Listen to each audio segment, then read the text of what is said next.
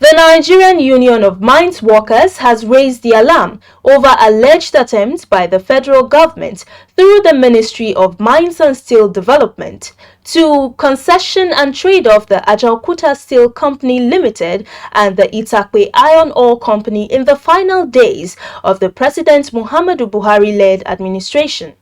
Speaking at a press conference in Abuja, the union's national president, Hamza Mohammed, says the hurried concessioning process is a recipe for disaster and against laid-down laws of the Federal Republic. Our correspondent now brings us details.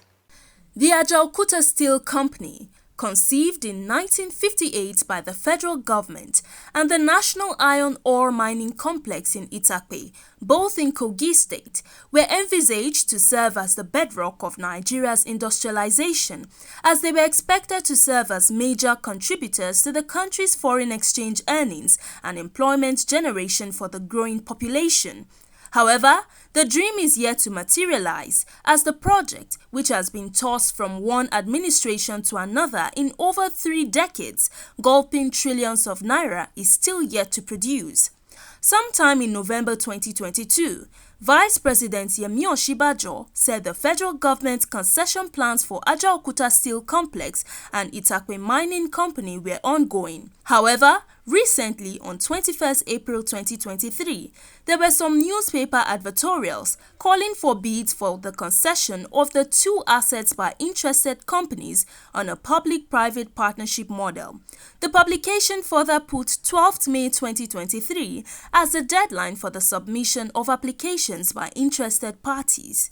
According to the National President, Nigerian Union of Mines Workers, Hamza Mohammed, the hurried nature of the process is a concern as it contravenes laid-down laws of the Federal Republic, especially since the present government has less than 32 days to hand over to an incoming administration. We have no objection to any privatization or PPP arrangement. The government will go into, but we are concerned and have objection to the haphazard way the process is being handled by the Ministry of Mines and Steel Development. What is worth doing is worth doing well. The process should follow the due process of our laws, and no law should be circumvented, as doing so will demand national pride and nationhood. The union also noted that the concession of the companies should have considerable time frame and be subjected to thorough legislative processes and contributions from stakeholders, including mines workers. They therefore called on President Muhammadu Buhari to intervene and ensure due process is followed to avoid future problems. What has happened recently in Sudan, it will testify to you that we have most of our talented youth outside looking for a job, whereby we have an industry that can take a very reasonable number of our youth, and then this is an industry of production, not a consumption. But today some of our youth are there, they have been killed, some of them have been molested because they have nothing doing. That's why they move outside the country to go and look for their living, and then we are there vandalizing what God has given to us.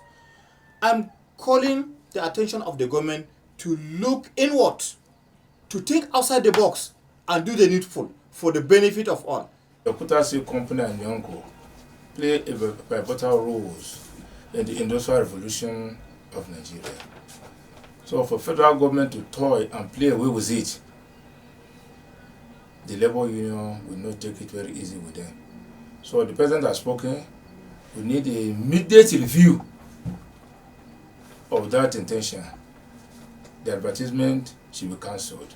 Recall that in 2003 and 2005 respectively, the federal government, through the Ministry of Mines and Steel Development, entered a 10-year concession agreement with 2 separate foreign companies, which resulted in a series of fierce litigation battles at the end of the day. The union fears that Nigeria may go down that path if due diligence is not followed.